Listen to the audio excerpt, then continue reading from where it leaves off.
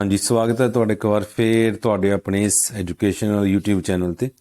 ਤਾਂ ਅੱਜ ਆਪਾਂ ਤੁਹਾਡੀ ਨੈਸ ਬੁਕਲੈਟ ਦੇ ਵਿੱਚੋਂ ਨੈਸ ਸੈਂਪਲ ਪੇਪਰ 6 ਸਮਾਜਿਕ ਸਿੱਖਿਆ ਨਾਲ ਰਿਲੇਟਡ ਹੈ ਜਿਹੜਾ ਇਸ ਨੂੰ ਹੱਲ ਕਰਨ ਜਾ ਰਹੇ ਹਾਂਗੇ।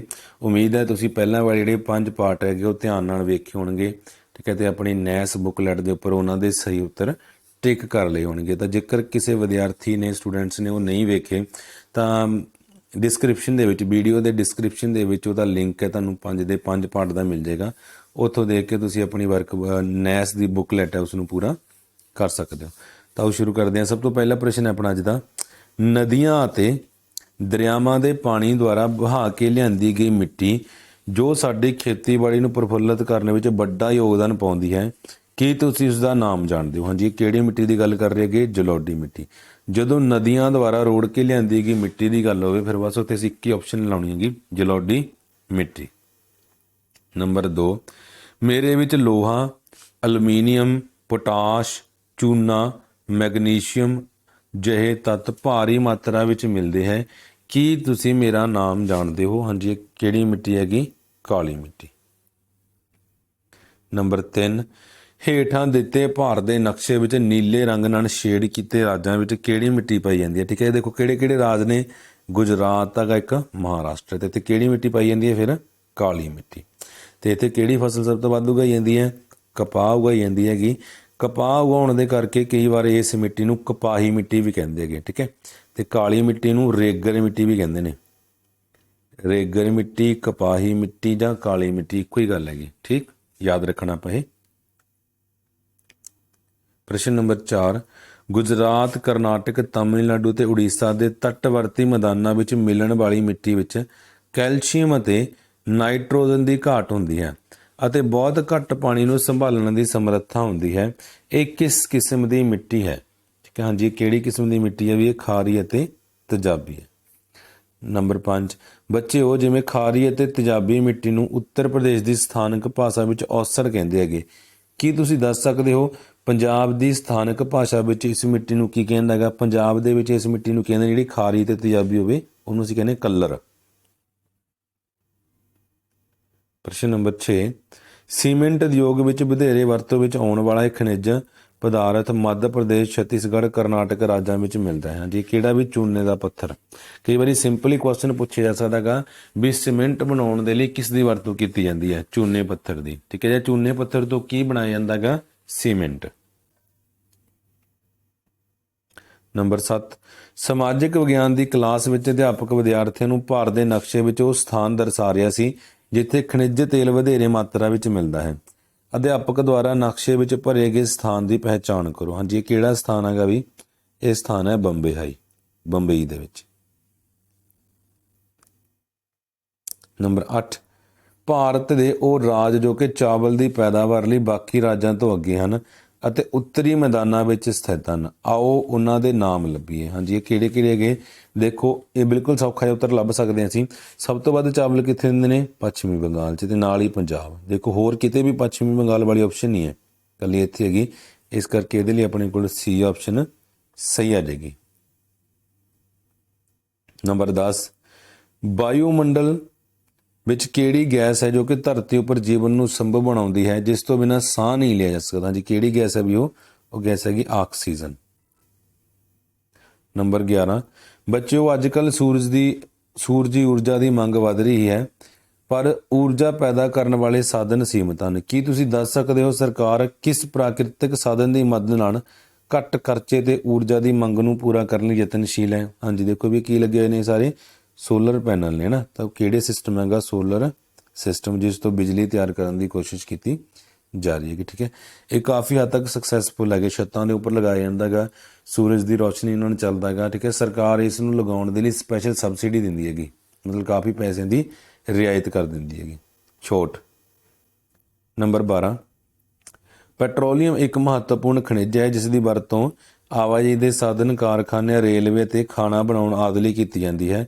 ਇਹ ਇੱਕ ਮੁੱਕਣਯੋਗ ਸਾਧਨ ਹੈ, ਕੀ ਤੁਸੀਂ ਜਾਣਦੇ ਹੋ ਅੰਗਰੇਜ਼ਾਂ ਨੇ ਭਾਰਤ ਵਿੱਚ ਹੁੰਦੇ ਹੋਇਆਂ ਕਿਹੜੇ ਕਿਹੜੇ ਸਥਾਨਾਂ ਤੇ ਪੈਟਰੋਲੀਅਮ ਦੀ ਖੋਜ ਕੀਤੀ ਸੀ? ਹਾਂਜੀ, ਕਿੱਥੇ ਕਿੱਥੇ ਕੀਤੀ ਸੀ ਵੀ? ਇੱਕ ਤਾਂ ਬੰਬੇ ਹਾਈ ਸੀ ਤੇ ਦੂਜਾ ਇਹਦੇ ਨਾਲ ਸੀ ਡਿਗਬੋਈ ਅਤੇ ਬੰਬੇ ਹਾਈ। ਪ੍ਰਸ਼ਨ ਨੰਬਰ 13, ਵਿਸ਼ਵ ਦੇ ਇਤਿਹਾਸ ਵਿੱਚ 1799 ਤੋਂ 1799 ਦੇ ਵਿਚਕਾਰ ਆਏ ਇੱਕ ਬਦਲਾਅ ਵਿੱਚ ਇੱਕ ਮਹੱਤਵਪੂਰਨ ਕ੍ਰਾਂਤੀ ਦਾ ਜਨਮ ਹੋਇਆ, ਜਿਸ ਨੇ ਸੁਤੰਤਰਤਾ, ਸਮਾਨਤਾ, ਭਰਾਤਰੀ ਭਾਵ ਵਰਗੇ ਵਿਚਾਰ ਮਨੁੱਖਤਾ ਦੀ ਝੋਲੀ ਵਿੱਚ ਪਾਏ। ਹੇਠ ਲਿਖਿਆਂ ਵਿੱਚੋਂ ਉਸ ਕ੍ਰਾਂਤੀ ਦੀ ਚੋਣ ਕਰੋ। ਹਾਂਜੀ, ਉਹ ਕਿਹੜੀ ਕ੍ਰਾਂਤੀ ਸੀ? ਇਸ ਕ੍ਰਾਂਤੀ ਦਾ ਨਾਮ ਸੀ ਫਰਾਂਸ ਦੀ ਕ੍ਰਾਂਤੀ। ਨੰਬਰ 14, ਫਰਾਂਸ ਦਾ ਇਹ ਮਹਾਨ ਦਾਰਸ਼ਨਿਕ ਜਿਸ ਨੇ ਲੋਕਤੰਤਰੀ ਸਰਕਾਰ ਨੂੰ ਸਭ ਤੋਂ ਉੱਤਮ ਮੰਨਿਆ, ਰਾਜੇ ਦੇ ਦੈਵੀ ਅਧਿਕਾਰਾਂ ਨੂੰ ਚੁਣੌਤੀ ਦਿੰਦਿਆਂ ਉਸਨੇ ਸਰਕਾਰ ਦੀਆਂ ਸ਼ਕਤੀਆਂ ਨੂੰ ਵਿਧਾਨਪਾਲਿਕਾ, ਕਾਰਜਪਾਲਿਕਾ, ਨਿਆਂਪਾਲਿਕਾ ਤੇ ਆਧਾਰਿਤ ਕਰਨ ਤੇ ਜ਼ੋਰ ਦਿੱਤਾ। ਬੱਚਿਓ, ਆਓ ਉਸ ਵਿਦਵਾਨ ਦਾ ਨਾਮ ਲੱਭੀਏ। ਜਿਹਦਾ ਕੀ ਨਾਮ ਸੀ ਵੀ ਮਾਂਤੇਸਕਿਊ। ਜਦੋਂ ਸ਼ਕਤੀਆਂ ਦੀ ਵੰਡ ਦੀ ਗੱਲ ਹੋਵੇ ਫਿਰ ਉੱਥੇ ਮਾਂਤੇਸਕਿਊ ਹੀ ਗੱਲ ਕਰ ਰਿਹਾ ਹੁੰਦਾ ਹੈਗਾ। ਨੰਬਰ 15, ਇੱਕ ਫਰਾਂਸੀਸੀ ਜਰਨੈਲ ਜਿਸ ਨੇ ਇਟਲੀ ਉੱਤੇ ਜਿੱਤ ਪ੍ਰਾਪਤ ਕਰਨ ਤੋਂ ਬਾਅਦ 1804 ਈਸਵੀ ਵਿੱਚ ਆਪਣੇ ਆਪ ਨੂੰ ਫਰਾਂਸ ਦਾ ਸ਼ਾਸਕ ਘੋਸ਼ਿਤ ਕਰ ਦਿੱਤਾ। ਆਪਣੇ ਗੁਆਂਢੀ ਯੂਰਪੀ ਦੇਸ਼ਾਂ ਨੂੰ ਜਿੱਤਣ ਤੋਂ ਬਾਅਦ 1815 ਈਸਵੀ ਵਿੱਚ ਵਾਟਰਲੋ ਦੀ ਲੜਾਈ ਵਿੱਚ ਹਾਰ ਗਿਆ। ਹੇਠਾਂ ਦਿੱਤੀ ਤਸਵੀਰ ਦੇਖੋ ਅਤੇ ਦੱਸੋ ਕਿ ਉਹ ਫਰਾਂਸੀਸੀ ਜਰਨੈਲ ਦਾ ਕੀ ਨਾਮ ਸੀ। ਹਾਂਜੀ, ਇਸ ਜਰਨੈਲ ਦਾ ਕੀ ਨਾਮ ਸੀ ਵੀ? Napoleon Bonaparte. ਨੰਬਰ 16, ਫਰਾਂਸ ਦਾ ਖਜ਼ਾਨਾ ਕਿਉਂ ਖਾਲੀ ਹੋ ਗਿਆ? ਹਾਂਜੀ, ਫਰਾਂਸ ਦਾ ਖਜ਼ਾਨਾ ਕਿਉਂ? ਕਈ ਸਾਲਾਂ ਤੋਂ ਚੱਲ ਰਹੇ ਯੁੱਧਾਂ ਦੇ ਕਾਰਨ। ਨੰਬਰ 17, ਇਸ ਅਦਾਰੇ ਦਾ ਮੁੱਖ ਦਫ਼ਤਰ ਦੇਹਰਾਦੂਨ ਵਿੱਚ ਹੈ। 4 ਖੇਤਰੀ ਦਫ਼ਤਰ ਸ਼ਿਮਲਾ, ਕੋਲਕਾਤਾ, ਨਾਗਪੁਰ ਤੇ ਬੈਂਗਲੌਰ ਵਿੱਚ ਹਨ। ਇਸ ਦੇ ਮੁੱਖ ਕੰਮ ਜੰਗਲਾਂ ਦੇ ਨਕਸ਼ੇ ਬਣਾਉਣਾ, ਡਾਟਾ ਪ੍ਰੋਸੈਸਿੰਗ ਅਤੇ ਟ੍ਰੇਡਿੰਗ ਹਨ। ਕੀ ਤੁਸੀਂ ਇਸ ਅਦਾਰੇ ਦਾ ਨਾਮ ਜਾਣਦੇ ਹੋ? ਹਾਂਜੀ, ਇਸ ਅਦਾਰੇ ਦਾ ਕੀ ਨਾਮ ਹੈ ਵੀ? ਭਾਰਤੀ ਜੰਗਲ ਸਰਵੇਖਣ ਵਿਭਾਗ। ਨੈਕਸਟ ਪ੍ਰਸ਼ਨ ਨੰਬਰ 18, ਨਾਲ ਦਰਸਾਏ ਯੂਰਪ ਦੇ ਨਕਸ਼ੇ ਵਿੱਚ ਛਾਇਆਦਾਰ ਦੇਸ਼ ਦੀ ਪਹਿਚਾਣ ਕਰੋ। ਠੀਕ ਹੈ, ਇਹ ਛਾਇਆਦਾਰ ਦੇਸ਼ ਕਿਹੜਾ ਹੈਗਾ? ਫਰਾਂਸ। ਨੰਬਰ 19, ਭੂਟਾਨ ਵਿੱਚ ਸਾਊਦੀ ਅਰਬ ਅਤੇ ਅਮਰੀਕਾ ਦੀ ਤਰ੍ਹਾਂ ਰਾਜਤੰਤਰ ਪਾਇਆ ਜਾਂਦਾ ਹੈ। ਕੀ ਤੁਸੀਂ ਦੱਸ ਸਕਦੇ ਹੋ ਕਿ ਭੂਟਾਨ ਵਿੱਚ ਰਾਜਤੰਤਰ ਤੋਂ ਕਦੋਂ ਤੋਂ ਲੋਕਤੰਤਰੀ ਰਾਜਤੰਤਰ ਬਣਾਉਣ ਦੀ ਕੋਸ਼ਿਸ਼ ਕੀਤੀ ਗਈ ਸੀ? ਹਾਂਜੀ, ਭੂਟਾਨ ਦੇ ਵਿੱਚ ਪਹਿਲਾਂ ਰਾਜਤੰਤਰ ਸੀ, ਹੁਣ ਉਸ ਰਾਜਤੰਤਰ ਨੂੰ ਲੋਕਤੰਤਰੀ ਰਾਜਤੰਤਰ ਬਣਾਉਣ ਦੀ ਕੋਸ਼ਿਸ਼ ਕੀਤੀ ਗਈ ਸੀ। ਕਦੋਂ ਕੀਤੀ ਗਈ ਸੀ? 2010 ਦੇ ਵਿੱਚ। ਨੰਬਰ 20, ਭਾਰਤ ਇੱਕ ਗਰੀਬ ਦੇਸ਼ ਹੈ। ਗਰੀਬੀ ਕਾਰਨ ਲੋਕ ਆਪਣੇ ਬੱਚਿਆਂ ਨੂੰ ਸਿੱਖਿਆ ਦੇਣ ਦੀ ਬਜਾਏ ਕਿਸੇ ਕੰਮ ਵਿੱਚ ਲਗਾ ਦਿੰਦੇ ਹਨ। ਸਰਕਾਰ ਨੇ ਬੱਚਿਆਂ ਨੂੰ ਸਿੱਖਿਅਤ ਕਰਨ ਤੇ ਬਾਲ ਮਜ਼ਦੂਰੀ ਨੂੰ ਰੋਕਣ ਦੇ ਲਈ ਕਿਹੜਾ ਅਧਿਕਾਰ ਸੰਵਿਧਾਨ ਦੇ ਵਿੱਚ ਸ਼ਾਮਿਲ ਕੀਤਾ ਹੈ? ਹਾਂਜੀ, ਕਿਹੜਾ ਅਧਿਕਾਰ ਸ਼ਾਮਿਲ ਕੀਤਾ ਗਾ? ਸ਼ੋਸ਼ਣ ਦੇ ਵਿਰੁੱਧ ਅਧਿਕਾਰ। ਨੰਬਰ 21, ਪਿਆਰੇ ਬੱਚਿਓ, ਕੱਚਾ ਮਾਲ, ਸ਼ਕਤੀ ਸਾਧਨ, ਮਜ਼ਦੂਰ, ਆਵਾਜਾਈ ਦੇ ਸਾਧਨ, ਮੰਡੀਕਰਨ ਤੇ ਪੂੰਜੀ ਆਦਿ ਮੁੱਖ ਤੱਤ ਕਿਸ ਵਾਸਤੇ ਜ਼ਰੂਰੀ ਹਨ? ਹਾਂਜੀ, ਕਿਹਦੇ ਲਈ ਜ਼ਰੂਰੀ ਨੇ ਵੀ ਸਾਰੇ ਇਹ? ਉਦਯੋਗਿਕ ਵਿਕਾਸ ਦੇ ਲਈ। ਨੰਬਰ 22, ਨਿਆਂਪਾਲਿਕਾ ਦਾ ਅਰਥ ਹੈ ਕਿ ਬਿਨਾਂ ਭੇਦਭਾਵ ਦੇ ਦੇਸ਼ ਦੇ ਸਾਰੇ ਨਾਗਰਿਕਾਂ ਨੂੰ ਨਿਆਂ ਦੇਣਾ। ਭਾਰਤੀ ਸੰਵਿਧਾਨ ਅਨੁਸਾਰ ਨਿਆਂਪਾਲਿਕਾ ਵਿੱਚ ਹੇਠ ਲਿਖਿਆਂ ਵਿੱਚੋਂ ਕਿਹੜੇ ਗੁਣ ਮੌਜੂਦ ਹਨ? ਹਾਂਜੀ, ਸੁਤੰਤਰ ਨਿਆਂਪਾਲਿਕਾ ਹੈ, ਨਿਰਪੱਖ ਨਿਆਂਪਾਲਿਕਾ ਹੈ, ਨਿਯੰਤਰਣ ਮੁਕਤ ਨਿਆਂਪਾਲਿਕਾ ਹੈ, ਉਪਰੋਕਤ ਸਾਰੇ। ਇਹ ਸਾਰੇ ਹੀ ਇਹਦੀਆਂ ਆਪਸ਼ਨਾਂ ਨੇ। ਸੰਸਦ ਦੇ ਉੱਪਰਲੇ ਸਦਨ ਨੂੰ ਕੀ ਕਿਹਾ ਜਾਂਦਾ ਹੈਗਾ? ਸੰਸਦ ਦਾ ਉੱਪਰਲਾ ਸਦਨ ਕਿਹੜਾ ਹੁੰਦਾ ਹੈਗਾ? ਰਾਜ ਸਭਾ। ਤੇ ਹੇਠਲਾ ਸਦਨ ਲੋਕ ਸਭਾ। ਅੱਗੇ ਪ੍ਰਸ਼ਨ ਨੰਬਰ 24, ਉਪਰੋਕਤ ਗ੍ਰਾਫ ਦੇ ਆਧਾਰ ਤੇ ਹੇਠ ਲਿਖੇ ਪ੍ਰਸ਼ਨਾਂ ਦੇ ਉੱਤਰ ਦਿਓ। ਕਿਸ ਸਾਲ ਦੇ ਵਿੱਚ ਮਹਿਲਾਵਾਂ ਦੀ ਸਾਖਰਤਾ ਦਰ ਸਭ ਤੋਂ ਵੱਧ ਰਹੀ? ਠੀਕ ਹੈ, ਅਗਰ ਤੁਸੀਂ ਇੱਥੇ ਦੇਖੋਗੇ ਤਾਂ ਆਹ ਵਾਲਾ ਜਿਹੜਾ ਕਾਲਮ ਹੈਗਾ ਮਹਿਲਾਵਾਂ ਦੇ ਲਈ ਹੈਗਾ। ਠੀਕ ਹੈ, ਆਹ ਵਾਲੀ ਜਿਹੜੀ ਵਿਚਕਾਰ ਵਾਲੀ ਬਿਲਡਿੰਗ ਹੈਗੀ, ਤਾਂ ਕਿਹੜਾ ਸਾਲ ਸੀ? ਇਹ ਸਾਲ ਸੀ 2011। ਨੰਬਰ 25, ਹੇਠ ਲਿਖੇ ਊਰਜਾ ਸਰੋਤਾਂ ਵਿੱਚੋਂ ਕਿਹੜੇ ਊਰਜਾ ਸਰੋਤ ਨਵਿਆਣਯੋਗ ਊਰਜਾ ਸਰੋਤ ਹਨ, ਜਿਨ੍ਹਾਂ ਨੂੰ ਦੁਬਾਰਾ ਨਵਿਆਇਆ ਜਾ ਸਕਦਾ ਗਾ? ਸੂਰਜੀ ਊਰਜਾ, ਭੂਤਾਪੀ ਊਰਜਾ, ਜਵਾਰੀ ਊਰਜਾ, ਉਪਰੋਕਤ ਸਾਰੇ। ਇਹ ਸਾਰੇ ਹੀ ਨਵਿਆਣਯੋਗ ਸਰੋਤ ਹਨ।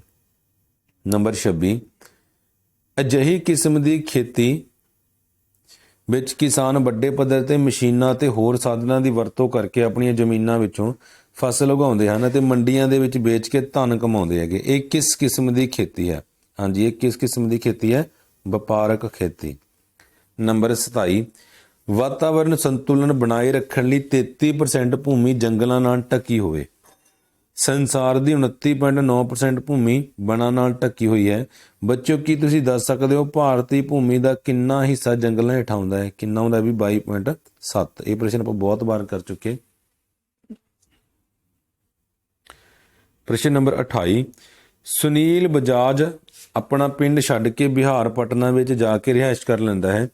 ਇਸ ਤਰ੍ਹਾਂ ਦੇ ਧਰਾਤਲ ਵਾਲੇ ਖੇਤਰ ਵਿੱਚ ਭਾਰਤ ਦਾ ਕਿੰਨੇ ਪ੍ਰਤੀਸ਼ਤ ਜੰਗਲ ਖੇਤਰ ਮਿਲਦਾ ਹੈਗਾ? 5%। ਕਿਉਂਕਿ ਉੱਤਰੀ ਵਿਸ਼ਾਨ ਮੈਦਾਨਾਂ ਦੀ ਗੱਲ ਕਰ ਰਹੇਗਾ। ਜੇ ਹਿਮਾਲਿਆ ਪਰਬਤ ਦੀ ਗੱਲ ਕਰਦਾ ਫਿਰ 18%, ਪ੍ਰਾਇਦੀਪੀ ਪਠਾਰ 'ਚ 57%, ਭਾਰਤ ਦੇ ਪੱਛਮੀ ਤੱਟਵਰਤੀ ਮੈਦਾਨ ਤੇ ਪੂਰਬੀ ਤੱਟਵਰਤੀ ਮੈਦਾਨਾਂ ਦੇ ਵਿੱਚ 10%। ਇਹ ਪ੍ਰਸ਼ਨ ਵੀ ਆਪਾਂ ਕਾਫੀ ਵਾਰੀ ਰਿਪੀਟ ਕੀਤਾ ਗਾ। ਨੰਬਰ 29, ਕੋਈ ਦੇਸ਼ ਕਿੰਨਾ ਕੁ ਅਮੀਰ ਹੈ? ਆਮ ਤੌਰ ਤੇ ਉਸ ਦੇਸ਼ ਵਿੱਚ ਸਾਧਨਾਂ ਦੀ ਮੌਜੂਦਗੀ ਤੋਂ ਅੰਦਾਜ਼ਾ ਲਗਾਇਆ ਜਾਂਦਾ ਹੈ। ਜਿਹੜੇ ਸਾਧਨ ਕਿਸੇ ਲਾਭਦਾਇਕ ਆਰਥਿਕ ਮਕਸਦ ਵਾਸਤੇ ਵਰਤੇ ਜਾਂਦੇ ਹਨ ਉਹਨਾਂ ਨੂੰ ਕਿਹੜੇ ਸਾਧਨ ਕਿਹਾ ਜਾਂਦਾ ਹੈਗਾ? ਹਾਂਜੀ, ਉਹਨਾਂ ਨੂੰ ਕਿਹੜੇ ਸਾਧਨ ਕਿਹਾ ਜਾਂਦਾ ਹੈਗਾ? ਇਹਨਾਂ ਨੂੰ ਕਿਹਾ ਜਾਂਦਾ ਹੈਗਾ ਵਿਕਸਿਤ ਸਾਧਨ। ਨੰਬਰ 30, ਭਾਰਤ ਦੇ ਨਕਸ਼ੇ ਵਿੱਚ ਰੰਗਦਾਰ ਭਾਗ ਵਿੱਚ ਹੇਠ ਲਿਖਿਆਂ ਵਿੱਚੋਂ ਕਿਹੜੀ ਫਸਲ ਸਭ ਤੋਂ ਵੱਧ ਉਗਾਈ ਜਾਂਦੀ ਹੈ? ਹਾਂਜੀ, ਕਿਹੜਾ ਰਾਜ ਹੈ ਵੀ?